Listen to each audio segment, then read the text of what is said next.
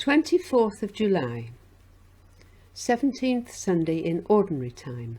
Sermon on Luke chapter 11 verses 1 to 13 and Genesis chapter 18 verses 20 to 32.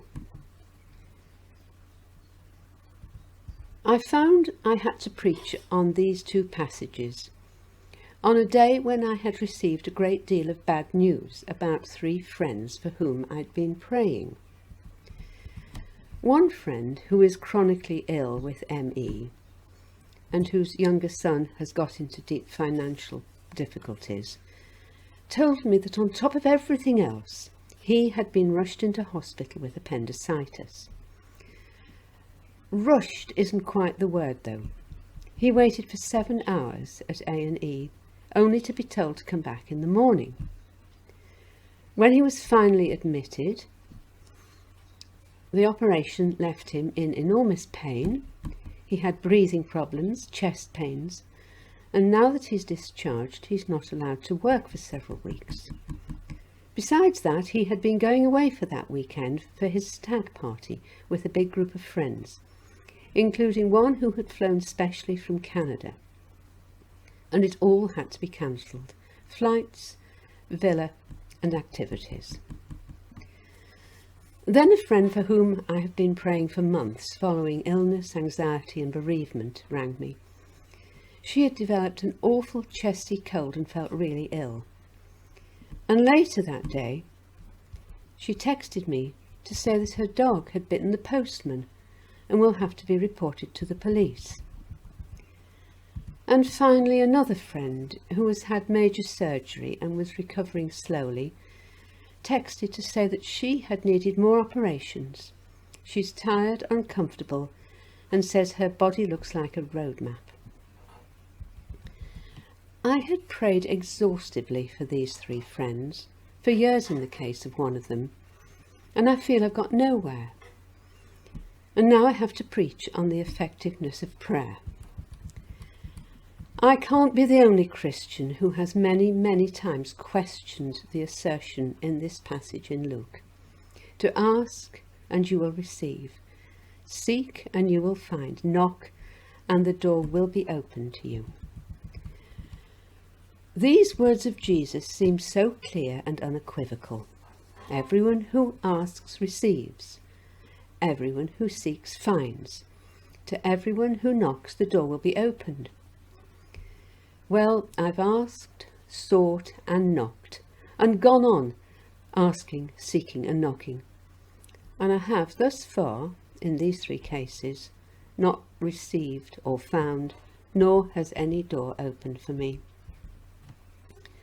Of course, I've experienced the power of prayer in the past. I became a Christian on the day that God answered my prayer, "Oh God, please help me." And he lifted me out of all the confusion of being in a religious cult, revealing his grace to me. When my son was addicted to heroin and I was nursing him through his first night of withdrawal, I was upheld by the power of prayer from friends who were supporting me. Over the years, God has answered many of my daily prayers for protection, for guidance, for comfort, and my faith remains strong. However, these words of Jesus encourage us to expect more, so we need to look more closely to see what he is saying and how we can respond. Jesus' disciples had asked how to pray, and Jesus gave them the short, simple formula that we now refer to as the Lord's Prayer. It is deceptively straightforward, and unfortunately we can gabble it off without engaging our brain. Perhaps we should use it rather as a checklist, ensuring that our prayers are comprehensive. Because this prayer covers a great deal: our veneration of God, the desire for the coming of his kingdom, for his will to be done, requests for the day-to-day needs to be met, the plea for forgiveness and help in resisting temptation. There's a stumbling block too.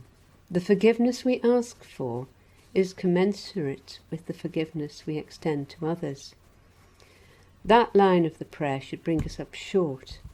Do we really want the same level of forgiveness that we offer to the driver who tailgated us, the delivery man who took our parcel to the wrong house, the telesales person who called at a very inconvenient moment, the child who spilt his drink on the new carpet? There are so many ways in which we can be ungracious and yet expect God's grace to be bestowed on us. Might our prayers be hindered because of that lack? Jesus must also have been aware that we have difficulty in persevering in prayer. The parable he tells of a man calling on his friend at midnight with a rather unlikely request for bread is a lesson in persistence.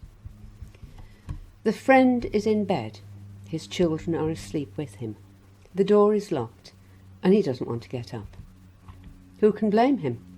The children might wake up and start asking for bread too. But he does give in, partly because he cares for his friend, and also because the friend dares to keep on knocking and calling. The words Jesus used to ask, seek and knock indicate persistence. It's not a question of asking or seeking once, but of keeping on, pestering in other words.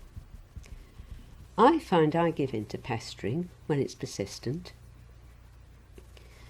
One morning before church some years ago, I went to feed the goats. The dogs came down with me and pestered to go out through the back gate into the wood. There are rabbit holes there. I had no intention of giving in. I needed to get changed, ready to go out. But my dogs kept pestering. Then the goats started bleating. They saw the dogs standing at the gate and started to think about the branches I sometimes cut for them in the wood. And I started to weaken. Then the hens came for more seed. I keep that in the hay store, so I went to fetch it. But I also keep the key to the back gate in the hay store, and so the dogs and the goats got excited, thinking I was actually going to go into the wood after all. And at that, I gave in. Let the dogs out, cut some branches for the goats and fed the hens. Pestering works with us. And, Jesus tells us, God is no different. In this teaching from Jesus, there's also the promise that God will not give us evil things, a snake instead of a fish, or a stone for an egg. And so we have to trust him to answer our prayers in his own way, in his own time. And we must persevere, pester, ask, seek, and knock. There is an amazing, audacious example of persistent prayer, real pestering, in Genesis 18. There we meet Abraham confronting the Lord about God's intention to destroy the city of Sodom. Abraham's nephew Lot and his family were living there, and so Abraham bargained with God. Will not the judge of all the earth do right? What if there are 50 righteous people in the city? Will you not spare it for their sake? And God agreed. But Abraham persisted. What if there are only 45 righteous people there? And once more, God agreed to spare the city for the sake of the 45. Then Abraham proceeded to wear God down. What if there were only 40, 30, 20, 10? And God agreed, for the sake of only 10 righteous people, he would not destroy the city. Was it right for Abraham to challenge the Lord in that way, almost accusing him of being unjust? There have been other examples, such as Moses and Ezekiel, who remonstrated with God, even sought to correct him. It seems that God accepts that, for he capitulated in each instance. He was not dismissive and not angry. So where does that leave my three friends? One thing I realise, I must work alongside God where I can, offering practical help, encouragement and advice.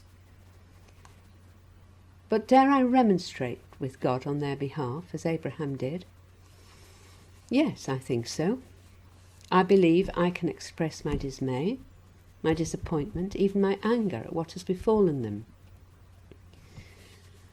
Thus far, they still have their problems, but with the prayers of those who love them to uphold them, and the promise that God does hear, may His will be done.